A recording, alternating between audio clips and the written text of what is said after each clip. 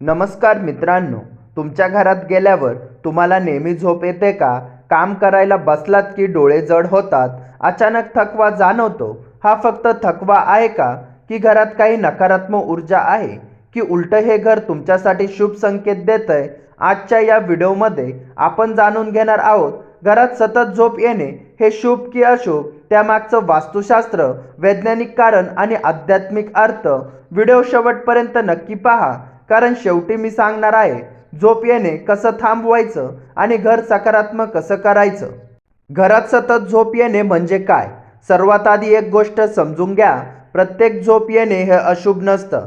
जर तुम्हाला शांत झोप येते, घरात गेल्यावर मन शांत होतं, ताण कमी होतं, तर ते घर तुमच्यासाठी ऊर्जेने सुरक्षित आहे.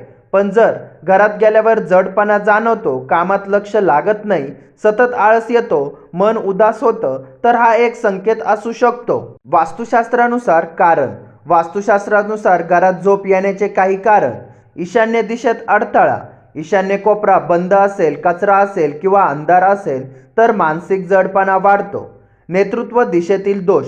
नेतृत्व दिशेला पाण्याची टाकी, बाथरूम किंवा गळती असेल तर शरीरावर नकारात्मक परिणाम होतो.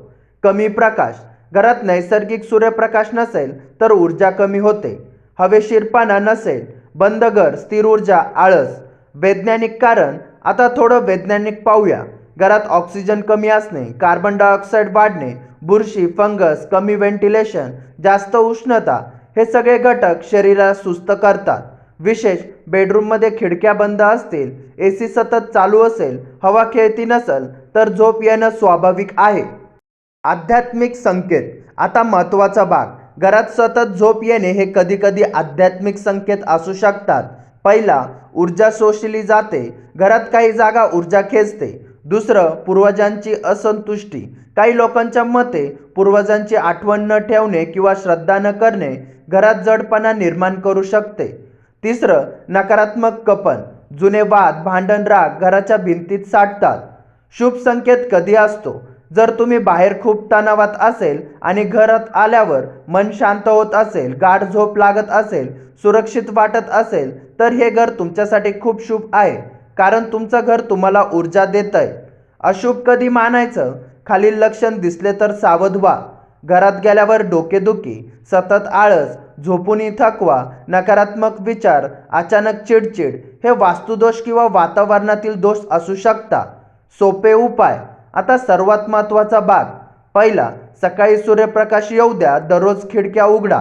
दुसरा, संध्याकाळी दिवा लावा, मुख्य दरवाजाजवळ तुपाचा दिवा. तिसरं, घरात मिठाचं पाण्याने पुसा, आठवड्यातून एकदा. चौथं, घंटानाद करा, नकारात्मक ऊर्जा कमी होते. पाचवं, दररोज 5 मिनिटं ध्यान, घरात सकारात्मक कंपन वाढतात. विशेष वास्तू टिप्स.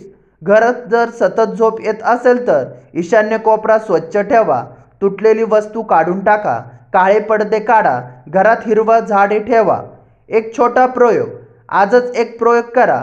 सकाळी खिडक्या उघडा, अगरबत्ती लावा, 10 मिनिटं मंत्र ऐका आणि बघा दिवसभरात फरक जाणवतो का? तर मित्रांनो, घरात झोप येणे हे नेहमी अशुभ नसतं. ते कधी सुरक्षिततेचे लक्षण असतं, तर कधी ऊर्जा कमी असल्याचे संकेत. महत्त्वाचं काय? घर स्वच्छ, प्रकाशमान आणि सकारात्मकता ठेवा, कारण घर फक्त बांधकाम नसतं, ते तुमच्या जीवनाची ऊर्जा असतं. जर तुम्हाला हा व्हिडिओ आवडला असेल तर लाईक करा, कमेंटमध्ये लिहा. तुमच्या घराबद्दल काही विचारायचं असेल तर चॅनलला सबस्क्राईब करा. धन्यवाद.